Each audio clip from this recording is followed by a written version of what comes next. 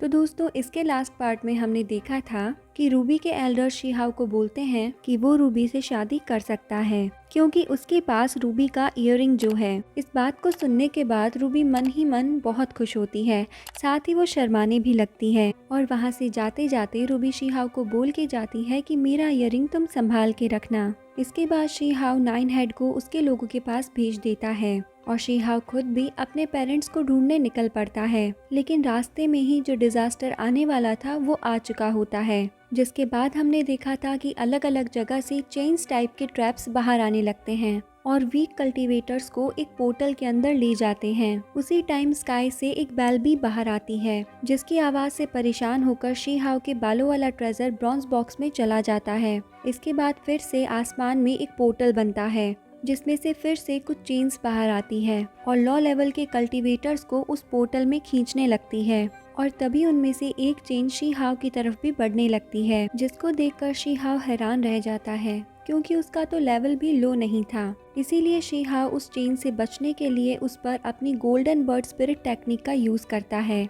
तो आज हम देखेंगे उसके आगे। तो दोस्तों इस एपिसोड की शुरुआत में हम देखते हैं कि शीहाव की गोल्डन स्पिरिट बर्ड टेक्निक का उन चेन्स पर कोई असर नहीं होता, जिसको देखकर शीहाव वहां से भागने लगता है और भागते भागते वो उन चेन्स पर अपनी दूसरी टेक्निक्स का यूज करता रहता है, लेकिन उसकी कोई भी टेक्निक उन चेन्स को नहीं रोक पा रही थी।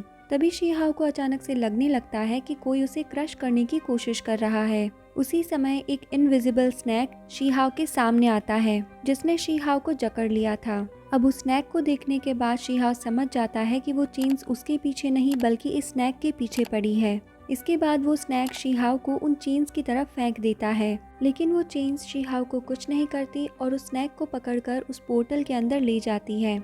ये देखने के बाद शीहाव को याद आता है कि ये उसके लिए कल्टीवेशन की बहुत अच्छी अपॉर्चुनिटी है, क्योंकि इस वक्त सभी अपनी ट्रेनिंग्स को छोड़कर इस चेन से बचने की कोशिश कर रहे होंगे, जिसकी वजह से उनकी एनर्जी आसपास ही होगी। ये याद आने के बाद शीहाव अपना कल्टीवेशन और मेडिटेशन करने बैठ जाता है और आसपास की एनर्जी को कंज्यूम करने लगता है। इधर वो चेन्स फायर किंगडम से लेकर सी तक सभी लो कल्टीवेटर्स को पकड़कर अपने पोर्टल में ले जा रही थी। अब हम फिर से शीहाव को देखते हैं जो कल्टीवेट करते करते अपने आसपास बहुत सारी स्पिरिचुअल एनर्जी को महसूस करता है, जिसको कंज्यूम करने के बाद उसके हर एक बॉडी पार्ट में एनर्जी का लेवल बहुत ज़्यादा बढ़ जाता है, जिसकी वजह से उसे बहुत ही अच्छा और एनर्जेटिक महसूस होता है। इसके बाद शीहाव अपना ब्रॉन्ज बॉक्स निकालकर अपने बालों वाले ट्रेजर से बाहर आने के लिए कहता है, क्योंकि अब वो डिजास्टर भी खत्म हो चुका था। जिसके बाद वो ट्रेजर शीहाव से कहता है कि डिजास्टर के खत्म होने से तुम्हें तो कोई प्रॉब्लम नहीं है, पर हो सकता है कि बाहर आते ही मुझ पर कोई मुसीबत आ जाए, क्योंकि जब तुम मेडिटेट कर रहे थे तो उन डिवाइन चेन्स ने बहुत सारे कल्टीवेटर्स पर अटैक किया है और उन चेन्स की वजह से आधा फायर किंगडम भी खत्म हो चुका है। अब फायर किंगडम का नाम सुनते ही शीहाव हुओलिंगर के बारे में सोचने लगता है, जिसके बाद वो बालों वाला ट्रेजर शीहाव से बोलता है कि फायर एम्परर बहुत ही ज्यादा पावरफुल है, जिन्होंने हुओलिंगर को तो कुछ भी नहीं होने दिया, इसीलिए तुम हुओलिंगर की चिंता मत करो। लेकिन शीहाव उसकी बात को नहीं सुनता और खुद चेक करने के लिए फायर किंगडम के लिए जाने लगता है। इसके बाद वो बालों वाला ट्रेजर शीहाव से कहता है कि तुम्हें हुओलिंगर से ज्यादा सी किंगडम की फिक्र करनी चाहिए, जिसके एम्परर से तुम पहले भी मिल चुके हो, साथ ही वो एम्परर तुम्हारे पेरेंट्स के दोस्त भी हैं। ये जानने के बाद शीहाव उस ट्रेजर से पूछता है कि तुम बताओ मुझे कि सी किंगडम में क्या हुआ है, जिस पर वो बालों वाला ट्रेजर शीहाव को रिप्लाई देता है कि बुलाओ माउंटेन, बुटियन हॉल और गोल्ड कंडेंसेशन सेट के बहुत सारे लोग उस किंगडम की तरफ बढ़ रहे हैं, जिसकी वजह से मुझे लग रहा है कि वहाँ पर जरूर कुछ बुरा होने वाला है। ये सुनने के बाद शीहाव उस ट्रेजर से पूछता है कि उस किंगडम के एम्परर कहाँ गए हैं, जिस पर वो ट्रेजर बताता है कि मुझे इसके बारे में नहीं पता, पर हो सकता है कि उन्हें भी वो चेन्स पकड़ कर ले गई हो, इसीलिए तुम्हें अब वहाँ पर खुद जाकर सब कुछ देखना होगा। ये सुनने के बाद शीहाव अपने जादुई कालीन पर बैठकर सी किंगडम पहुँच जाता है। यहाँ आने के बाद शीहाव जब उस एम्परर के पैलेस को देखता है तो उसे बहुत ही अजीब महसूस होता है, साथ ही उस पैलेस को एक ड्रैगन भी गार्ड कर रहा था। अब शीहाव जैसे ही उस पैलेस के गेट पर पहुंचता है तभी वहां पर कुछ गार्ड्स आ जाते हैं, साथ ही माउंट गुलाव का एक एल्डर भी आ जाता है। इसके बाद शीहाव उनसे कहता है कि मुझे यहाँ के एम्परर से मिलना है, जिसके बाद वो एल्डर उसे बताता है कि अब माउंट गुलाव, बुटियन हॉल और गोल्ड कंडेंसेशन सेट मिलकर नए एम्परर को चुनने की तैयारी कर रहे हैं। इसीलिए तुम्हें पुराने एम्परर से मिलने के लिए नए एम्परर के बनने तक का वेट करना होगा। उसी वक्त वो एल्डर उस पैलेस के गार्ड फॉर्मेशन को बार बार एक्टिवेट होते हुए देखता है, जिसको देखकर उस एल्डर को लगता है कि कहीं ये सब शी हाओ के आने से तो नहीं हुआ। इसके बाद वो एल्डर शी हाओ से कहता है कि अगर तुम एम्परर बनना चाहते हो तो मैं तुम्हारी इसमें मदद कर सकता हूँ। जिस पर शी हाओ से बोल देता है कि तुम मुझे सीधा ही बोल दो कि तुम मुझे अपना पपेट बनाना चाहते हो। जिस पर वो एल्डर बोलता है कि तुम्हें बस माउंट बुलाओ के लिए अच्छे फैसले लेने होंगे, बाकी तुम जो चाहे वो करना। ये सुनने के बाद शी हाओ पैलेस के अंदर जाते हुए उस एल्डर से बोलता है कि तुम चाहते हो कि मैं इस किंगडम के लोगों को तुम्हारे सेक्ट के बेनिफिट के लिए गुलाम बना दूं, लेकिन तुम ऐसा सोचो भी मत, क्योंकि ऐसा कभी भी नहीं होने वाला। ये सुनने के बाद वो एल्डर शी हाओ पर अटैक कर देता है। तो शी हाओ भी कहाँ कम था दोस्तों, वो उससे लड़ाई करते हुए उसे एक जोरदार पंच मारकर उसे दूर फेंक देता है। ये देखने के बाद वो एल्डर अपने गार्ड्स को बुला लेता है और उन्हें शी हाओ पर अटैक करने के लिए बोल देता है। लेकिन शी हाओ यहाँ अपनी फायर वेव टेक्निक का यूज करता है और एक ही झटके में उन सभी गार्ड्स को मार देता है। ये सब देखकर वो एल्डर भी अब घबराने लगता है। जिसके बाद शी हाओ उससे कहता है कि चिंता मत करो, मैं तुम्हें नहीं मारूंगा। इसके बाद शी हाओ उस पैलेस के अंदर जाने लगता है। तभी उसे एक जगह पर बुटियन हॉल का एल्डर बुक पढ़ते हुए नजर आता है, जो शी हाओ को अंदर ना जाने के लिए बोलता है।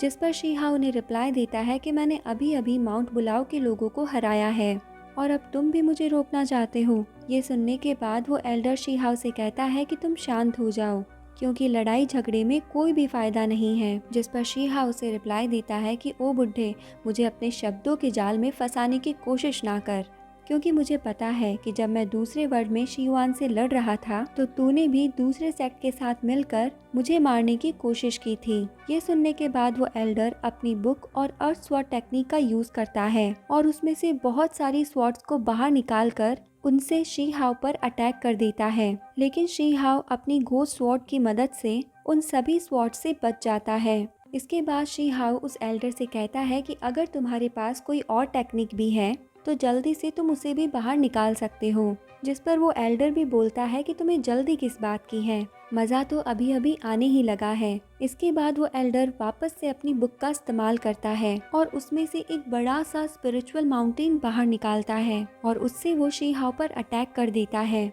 जिसके बाद शी हाओ भी अपने स्पिरिचुअल हैंड्स बनाकर उस माउंटेन के प्रेशर से बचने की कोशिश करता है। लेकिन तभी वो एल्डर उस माउंटेन का वेट और भी ज्यादा बढ़ा देता है, जिसकी वजह से शी हाओ को उस माउंटेन को उठाने में अब प्रॉब्लम होने लगी थी। इसके बाद शी हाओ गॉड लियो का दिया हुआ वो ग्रास ट्रेजर बाहर निकालकर उस माउंटेन को काट देता है, जिसके प्रेशर से वो एल्डर भी वहीं पर मारा जाता है। इसके बाद उस एल्डर की उस बुक को वो गार्ड ड्रैगन निगल लेता है। इसके बाद शी हाओ उस पैलेस के और अंदर जाता है, लेकिन उसी वक्त उसे अपने सामने गोल्ड कंडेंसेशन के दो बंदे मिलते हैं, जो शी हाओ को वहां से वापस लौट जाने के लिए कहते हैं। इनकी बात सुनकर शी हाओ अपना वेपन बाहर निकाल लेता है और उनसे कहता है कि आज जो भी मुझे अंदर जाने से रोकेगा वो मेरे हाथों से मारा जाएगा।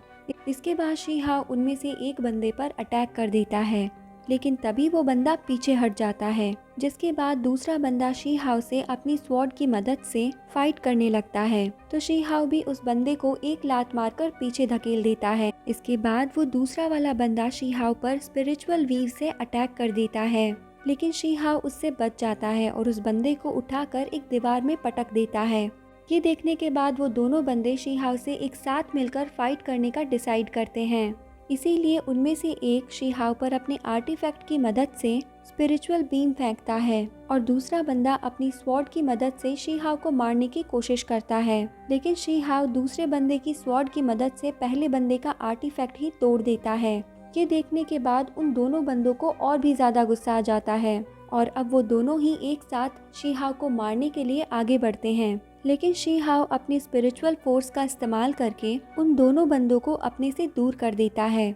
इसके बाद वो दोनों बंदे शी हाउ से एक साथ लड़ने के लिए अपनी स्पिरिचुअल ड्रैगन की पावर को समन करते हैं। लेकिन शी हाउ भी कहाँ कम था, वो अपने वेपन के अनलिमिटेड क्लोन्स बना लेता है और उस ड्रैगन के टुकड़े टुकड़े कर देता है। ये सब देखकर वो दोनों ही बंदे बहुत ही चौंक जाते हैं। इसके बाद शी हाउ उन दोनों बंदों से बोलता है कि क्या अब तुम दोनों रेडी हो, क्योंकि अब मैं सीरियस हो चुका हूँ और अब मैं सीरियस होके फाइट करने वाला हूँ। इसके बाद शी हाउ उन दोनों पर अपनी गोल्डन बर्ड स्पिरिट टेक्निक का यूज करता है, जिसको देखने के बाद वो दोनों बंदे ही अपनी चारों तरफ एक शील्ड बना लेते हैं। लेकिन वो स्पिरिट बर्ड टेक्निक उस शील्ड को तोड़कर उन दोनों बंदों को बहुत इंजर्ड कर देती है। तभी उनमें से एक बंदा अपनी ड्रैगन फॉर्म लेकर वहाँ से भागने लगता है, लेकिन शी हाउ उसके अंदर अपनी तलवार घुसाकर उसे मार देता है। लेकिन दोस्तों हम देखते हैं कि मरते मरते वो बंदा अपना स्पिरिचुअल एसेंस अपने साथी को दे देता है, ताकि वो शी हाउ से लड़कर उसकी मौत का बदला ले सके। अब वो दूसरा बंदा अपनी साथी की दी हुई स्पिरिचुअल एसेंस को कलेक्ट करने लगता है, जिसकी वजह से अब वो बहुत ही ज्यादा पावरफुल हो चुका है। ये देखने के बाद शी हाउ ये भी बोलता है कि लगता है कि ये बहुत ही ज्यादा जिद्दी है, जिसके बाद वो बंदा बहुत तेजी से शी हाउ की तरफ बढ़ते हुए उससे लड़ने लगता है। और दोस्तों हम देखते हैं यहाँ पर एक अटैक में तो ये बंदा शी हाउ को पीछे की तरफ धकेल देता है। ये देखने के बाद शी हाउ भी समझ जाता है कि अब तो उसे सीरियस होना ही होगा। इसके बाद शी हाउ भी अपनी स्पीड को बढ़ा लेता है और उस बंदे के पास पहुंच जाता है और उसे अपनी एक जोरदार किक मारता है, जिसके बाद वो बंदा बहुत ही दूर जाकर गिरता है और ये कहते हुए मर जाता है कि उसका सेक्ट शी हाउ को नहीं छोड़ेगा। अब शी हाउ उस पैलेस के मेन हॉल की तरफ जोर से बोलता है कि मुझे यहाँ के एम्परर से मिलना है। ये सुनने के बाद उस पैलेस में से सी किंगडम का 19 प्रिंस बाहर आता है। वो शी हाउ से कहता है कि क्या तुम मुझे यहाँ पर नया एम्परर बनने से रोकने के लिए आए हो। तभी वहाँ पर माउंट गुलाव और गोल्ड कंडेंसेट से फर्स्ट स्टूडेंट्स आ जाते हैं। साथ ही वहाँ पर बुटियन हॉल की तरफ से जेसिका भी आ जाती है, जिसके बाद वहाँ पर बहुत सारे सैनिक भी आ जाते हैं जो शी हाउ को रोकने के लिए उसे चारों तरफ से घेर लेते हैं। ये सब देखकर शी हाउ हैरान रह जाता है और इसी के साथ ये एपिसोड यहाँ पर एंड हो जाता है। तो दोस्तों अब आगे शी हाउ के साथ क्या होने वाला है ये हम कंटिन्यू करेंगे कल की वीडियो में। तो अगर अभी तक आपने इस चैनल को सब्सक्राइब नहीं किया है तो जल्दी से चैनल को सब्सक्राइब कर लीजिए और बेल आइकन को भी प्रेस कर लीजिए, ताकि इस चैनल पर जितने भी नोटिफिकेशंस आए वो आपके पास पहुंच पाए। साथ ही आप हमें कमेंट सेक्शन में कमेंट करके ये भी ज़रूर बताइए कि आपको ये एक्सप्लेनेशन कैसे लग रहे हैं और आप और कौन कौन से एक्सप्लेनेशन सुनना पसंद करेंगे। तो मिलते हैं कल की वीडियो में आगे की स्टोरी के साथ। तब तक के लिए bye bye, take care and thank you.